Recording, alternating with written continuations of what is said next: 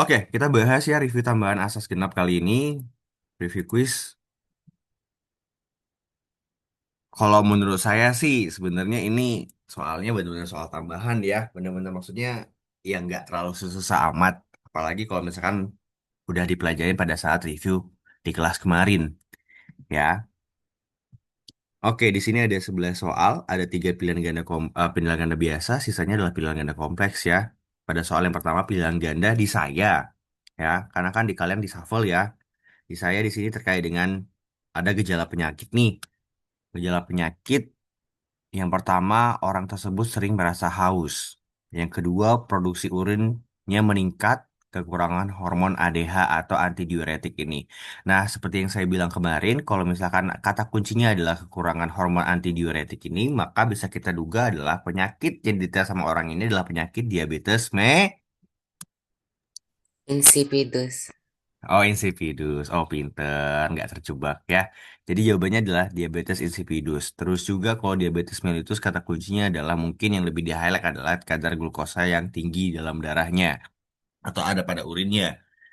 Ya, ingetin aja dua itu. Tolong diingat baik-baik terkait dengan apa kata kuncinya dan apa juga gejalanya.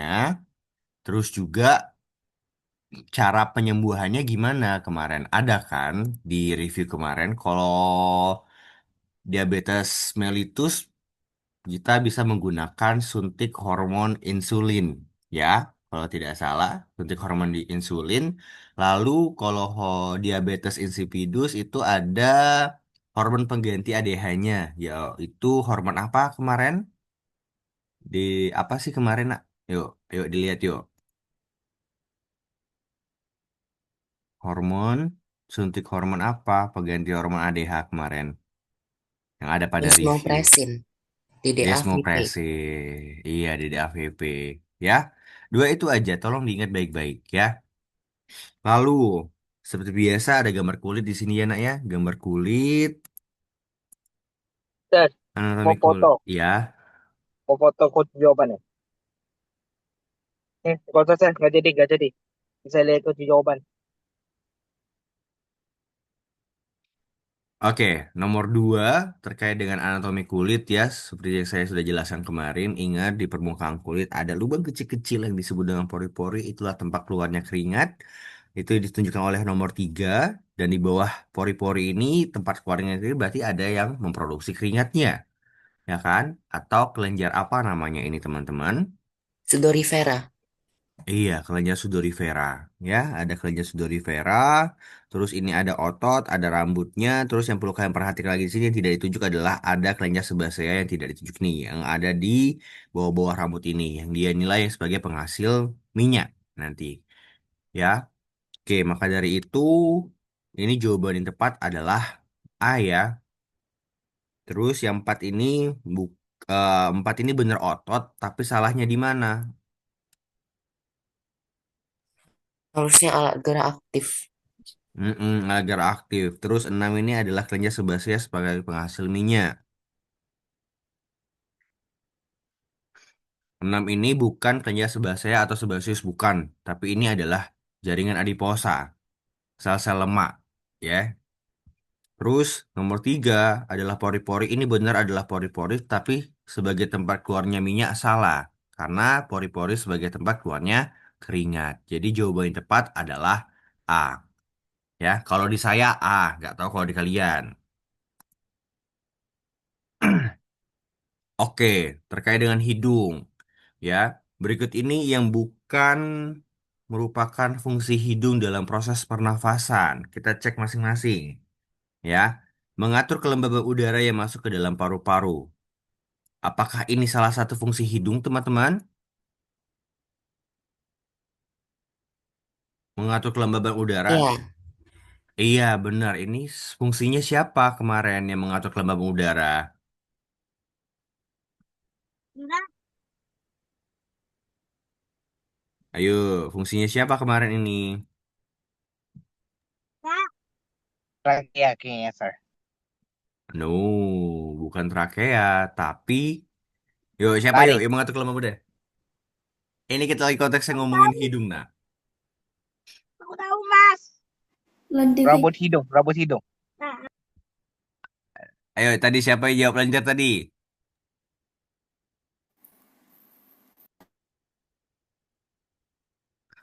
Lendir. Kelenjar lendir. Iya, kelenjar lendir itu ya nak ya, yang mengatur kelembapan udara. Terima kasih yang sudah menjawab. Terus, jadi ini benar pernyataannya. Tapi karena kita minta bukan, berarti bukan A jawabannya. Terus, mengatur suhu udara yang masuk ke dalam paru-paru. Benar juga, Sir. Itu buat hidung Benar yang juga. lendir.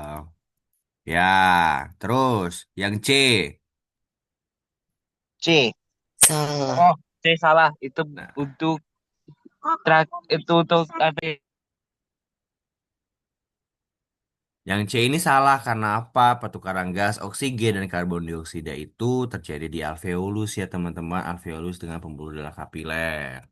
Ya, maka jawaban nomor 3 ini adalah C. Terus yang menyaring partikel debu atau kotoran ini memang merupakan salah satu fungsi hidung, terutama pada rambut-rambut hidung. Maka di sini jawabannya adalah C karena dia mintanya yang bukan. Tolong nanti dibaca apakah dia minta yang bukan atau minta yang tepat. Ya, tolong cermat-cermat baca soalnya. Kalau misalkan kalian tidak tahu jawabannya, mungkin bolehlah dibaca teksnya, siapa tahu dapat jackpot di sana. Ya. Okay, next question. Wow, wow, wow, my connection is lost. Oh enggak? Oke, dari faring, udara masuk ke laring. Laring ini berperan penting dalam melindungi saluran pernapasan. Laring mampu melindungi saluran pernapasan dari masuknya benda asing yang membahayakan saluran pernapasan. Pernyataan yang tepat di bawah ini terkait dengan kegiatan pernapasan yang terjadi pada laring. Ingat, di laring ada beberapa poin yang perlu kalian ingat, seperti yang saya jelaskan kemarin. Karena di laring itu ada ini, ada itu. Kita baca opsinya satu-satu ya teman-teman. Apakah benar di laring merupakan bagian belakang dari rongga mulut dan rongga hidung? Salah. Salah. Siapa ini? Faring. Faring ya. Faring. Lalu yang kedua. Di laring terdapat jakun yang merupakan tulang keras. Salah. Salah juga. Kenapa nak salah? Harusnya tulang rawan tiroid. Ah, harusnya dia adalah tulang rawan. Terus yang C. Bentar, siapa itu yang muncul suaranya? Saya mute, mute dulu, coba. Terus yang C, di laring terdapat pita suara yang terlibat dalam produksi suara. Apakah di laring ada pita suara, teman-teman? Iya. Iya. Ya. Terus, apakah di laring ada epiglotis? Iya. Iya juga. Ingat ya, di laring ada pita suara, ada epiglotis, ada jakun. Tapi di sini jakunnya adalah tulang rawan, bukan tulang keras. Ya, ingat di leher kita ada dua saluran, ada saluran makan sama saluran nafas. Bagaimana caranya biar pada saat kita makan nggak salah saluran? Disinilah gunanya si epiglotis ini, katupnya ini yang nanti akan menghalangi makanan biar tidak masuk ke saluran pernafasan. Ya, oke, next. Oke, paru-paru bla bla bla bla bla bla bla. Apa soalnya ini? Pernyataan di bawah ini yang tidak tepat mengenai fungsi paru-paru dalam kedua sistem tersebut. Ingat, paru-paru dia punya double job. Dia punya fungsi di sistem pernafasan dan sistem ekskresi. Kira-kira pernyataan manakah yang tepat? Kita lihat di sini. Paru-paru berperan dalam pengedaran karbon dioksida dari luar ke seluruh tubuh. Salah. Benar atau salah? Salah. Salah. Iya, salah. Berarti ini bener dong berarti. Kita milih ini berarti. Ya dah. Terus yang B, paru-paru berperan dalam pengeluaran zat sisa, yaitu karbon dioksida dari dalam keluar tubuh. Betul. Benar ya, itu fungsi paru-paru pengeluaran zat sisa dalam dalam sistem apa dia berperan itu? Ekskresi. Dalam sistem ekskresi. Benar banget teman-teman. Lalu yang C, paru-paru berperan dalam pertukaran gas O2 dan CO2 yang terjadi di alveolus.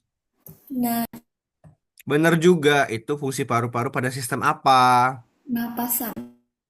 pernafasan, and the last one ini sudah pasti salah. Paru-paru berperan dalam pengeluaran keringat. Nggak ada keringat yang dikeluarkan sama paru-paru. Jadi maka dari itu, karena di sini mintanya yang tidak tepat, maka yang tidak tepat itu ada pada A dan D. Ya, any question so far? Clear? Oke, clear ya. Next. Pernyataan yang tepat di bawah ini, perhatikan data di bawah ini. Oke, volume tidal ini sudah diketahui, volume suplementer, vital, residunya sudah diketahui. Ketika kita cari pernyataan yang tepatnya yang mana. Oke, di sini diketahui bahwa volume udara inspirasi maksimal setelah inspirasi biasa sebesar 1.300. Ini artinya, ingat, inspirasi maksimal setelah inspirasi biasa artinya kamu menghirup kuat-kuat setelah menghirup biasa. Maka ini definisi dari volume cadangan Inspirasi. inspirasi atau volume Komplementer. komplementer. Di sini datanya tidak ketahui komplementernya berapa. Maka dari itu kita perlu cari tahu berapa komplementernya. Bagaimana teman-teman kita nyarinya, nak? Pakai rumus K Kafe. V sama dengan VT ditambah VCI ditambah VCE. KV-nya berapa di sini? 3.300. VT-nya 600. VCI-nya. Tahu nggak VCI-nya? Enggak. Enggak. Ya. Enggak, maka itulah yang kita cari. VCE-nya berapa? VCE-nya 1.400. 1.400. Maka dari itu tinggal kau pindah ruaskan saja. Maka VCI sama dengan berapa hasilnya?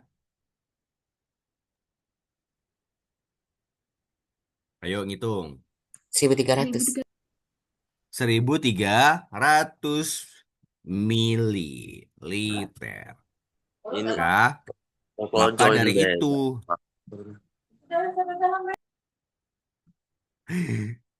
maka dari itu opsi A benar ya teman-teman. Nah, yang B, besaran udara yang tetap stay di dalam paru-parumu, apakah sebesar 600? Enggak.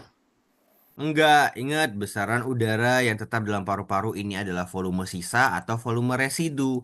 Di sini di datanya volume residu adalah 500, sedangkan di sini 600, maka pernyataan B salah. Lalu yang C, besaran udara yang terdapat yang dapat keluar masuk saat bernapas biasa sebesar. Nah, ini keluar masuk saat bernapas biasa ini adalah definisi dari volume tidal. Di sini tidalnya adalah 600, maka opsi C salah.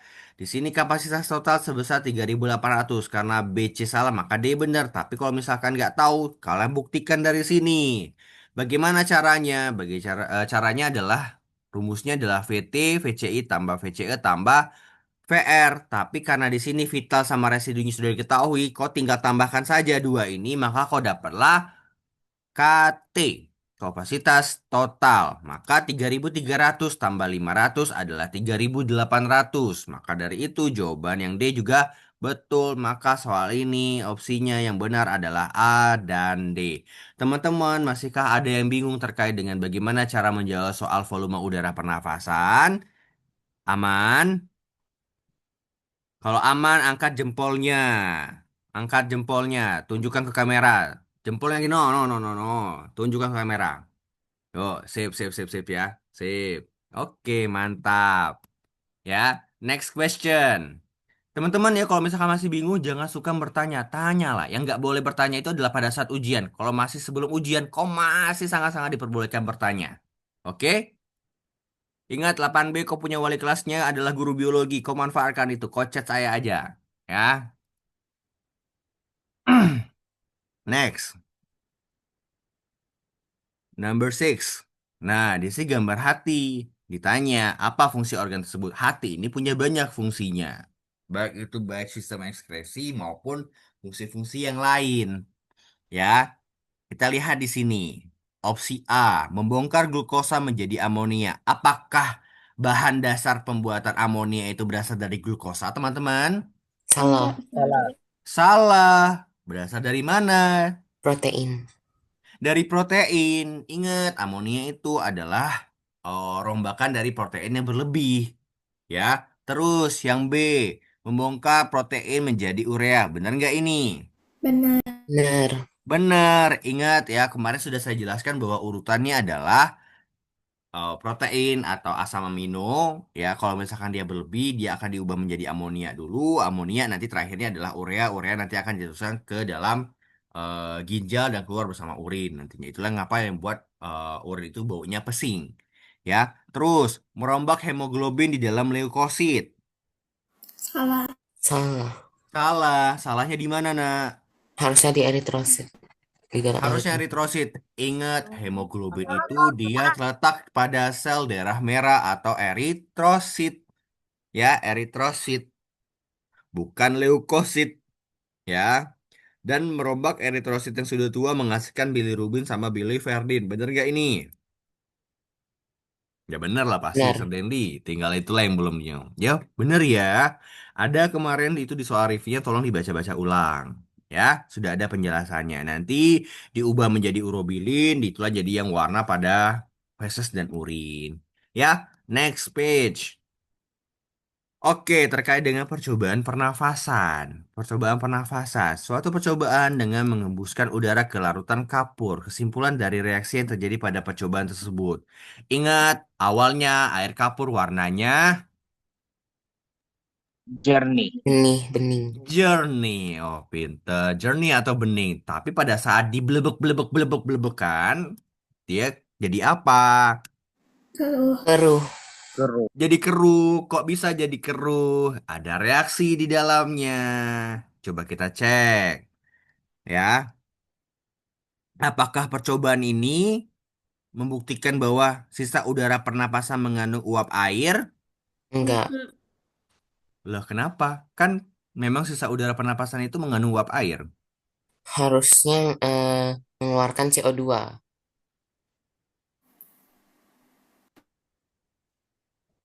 Ya, benar, harus mengeluarkan CO2. Tapi bukannya pernyataan ini benar juga. Tapi bukan percobaan yang ini. Nah, tapi bukan percobaan yang ini. Benar-benar. Ya, ingat ada percobaan lain yang membuktikan bahwa pernapasan itu, sisa pernapasan itu mengandung uap air, yaitu yang Cermin. meniup cermin. Ya, jadi opsi A ini bukan opsi yang tepat untuk menjawab soal nomor 8 ini.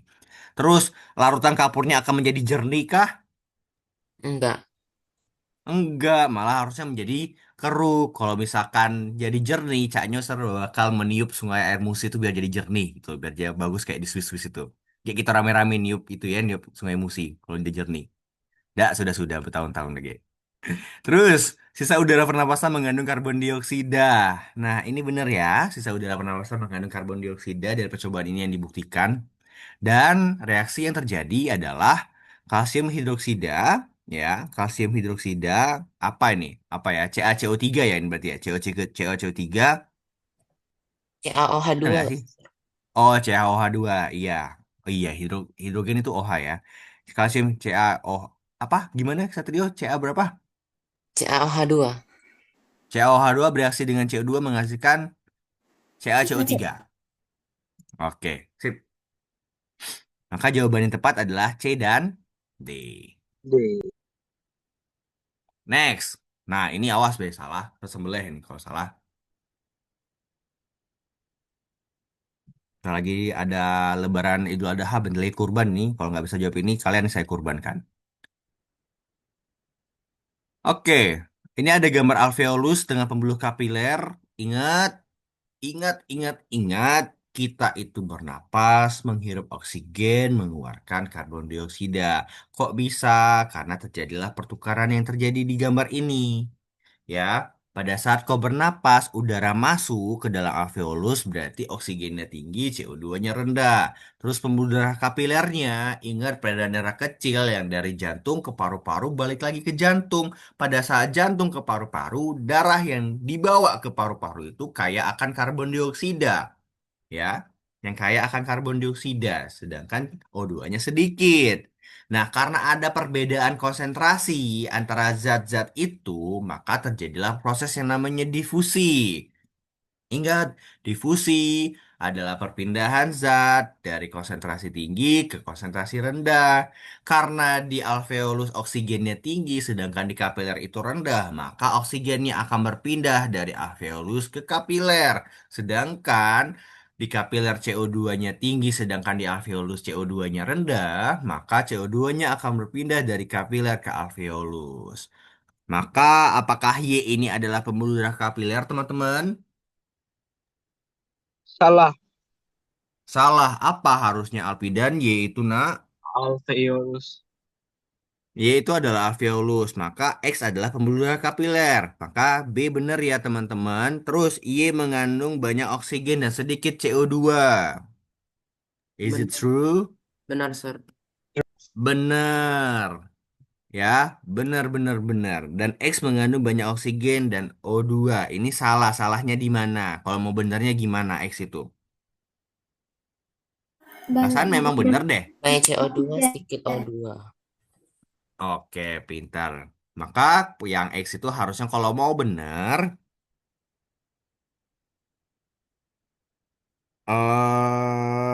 apa? Nah, bentar ya. Ada chat dari Serbilal. Masuk gak di ini kalian? Di layar kalian? Enggak kan? X mengandung banyak CO2 dan oksigen. Nah, ini harusnya sedikit oksigen ya, teman-teman. Maka jawaban yang tepat adalah B dan C. Sip.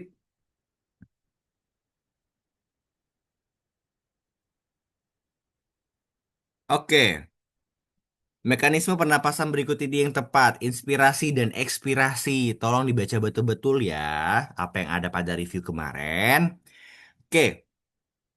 I think kayaknya nggak perlu saya jelaskan lagi deh terkait dengan inspirasi dan ekspirasi. Tinggal langsung kita bahas terkait dengan pernyataan-pernyataan ini. Yang A, otot diafragma dan otot antatulang rusuk sedang berkontraksi saat inspirasi. Apakah benar inspirasi itu otot-ototnya berkontraksi, teman-teman? Benar. Benar ya, kok ingatkan saja, ototnya itu pasti maksudnya kerjanya sama. Kalau dia sama-sama berkontraksi, kalau enggak sama-sama berelaksasi. Kalau pada saat berkontraksi, dia sedang inspirasi pada saat kita menghirup udara. Maka opsi A ini benar. Mengecilnya tekanan udara dalam paru-paru menyebabkan udara keluar.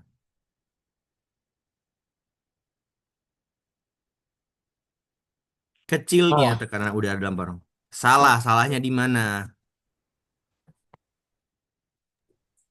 Harusnya bukan kecil, tapi membesar. Nah, oke. Tergantung kita maunya apa. Kalau misalkan kita mau udaranya keluar, maka tekanan udaranya harusnya besar dalam paru-paru itu. Kalau misalkan kita maunya udaranya masuk, benar tekanan udara kecil, tapi udara keluarnya salah. Kalau tekanan udara kecil, itu harusnya udaranya masuk. Ingat, difusi tadi. Ya, maka yang B ini salah. Membesarnya rongga dada menyebabkan tekanan udara dalam paru-paru meningkat. Salah. Salah juga. Ingat, semakin besar volume suatu benda, maka semakin kecil pula tekanannya. Ya, di sini besarnya rongga dada, maka volumenya maka akan makin besar, bukan hanya tekanan udaranya makin tingkat, harusnya makin nurun. Ya, dan mengecilnya rongga paru-paru menyebabkan udara keluar. Nah, rongga paru-parunya kecil nih, berarti kan tekanan udaranya tinggi nih, dan akhirnya udaranya keluar. Any question so far untuk soal nomor 10 ini? Ada pertanyaan nggak teman-teman 8A dan 8B? Nggak ada. Clear? Clear ya? Clear. Oke, last question. Number 11. Oke, ada gambar apa ini namanya? Oh, ada keterangannya nih. Gambar nefron ini. Ini nefron kemarin terletak di mana, yuk?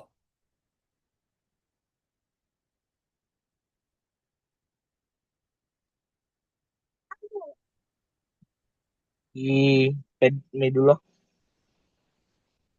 Oke, di medula satu. Ada satu lagi. Cortex. Cortex. Cortex. Ada di cortex dan medula. Apakah di dalam cortex dan medula dalam satu ginjal itu cuma ada satu nefron? Enggak.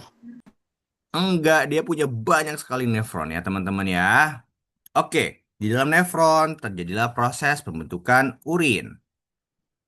Ada yang ngechat, Sir izin ke toilet, boleh silahkan. Ya. Nah, bentar saya hapus dulu unitnya.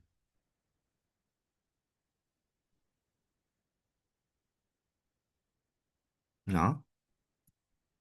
Dah.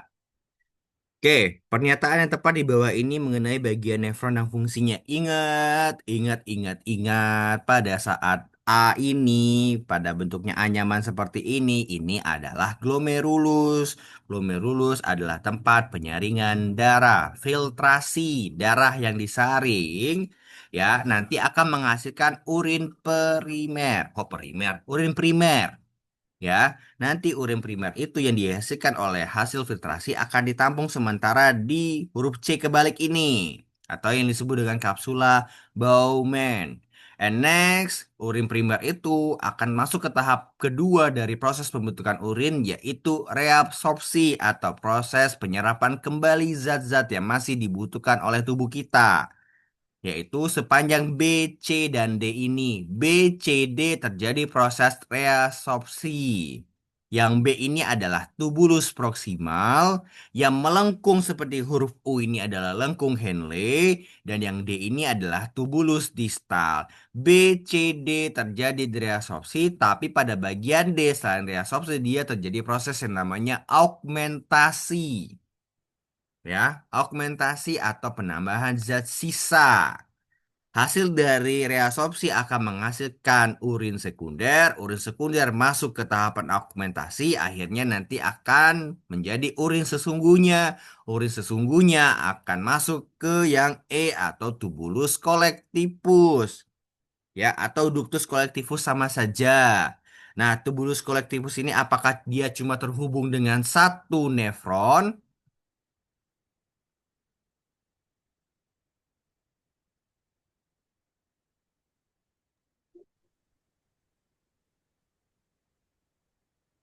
Enggak. Enggak, karena dia terhubung dengan berbagai nefron. Kamu lihat ini cabang-cabang ini dia menghubungkan ke berbagai nefron. Ya, oke, kita cek. Yang E apakah dia adalah tubulus kolektivus atau ductus kolektivus mengumpulkan urin dari berbagai nefron? Benar? Iya, iya. Iya, Benar. ini benar. Lalu yang B, tubulus proksimal. Fungsinya untuk menambah zat sisa. Apakah tubulus proksimal itu menambahkan zat sisa? Enggak. Enggak, bukan. Ya, tubulus proksimal itu adalah tempat terjadinya penyerapan kembali zat-zat yang masih dibutuhkan. Lalu yang D, tubulus distal. Apakah yang D ini ada tubulus distal, teman-teman? Iya. Ya, tapi lihat fungsinya apakah benar?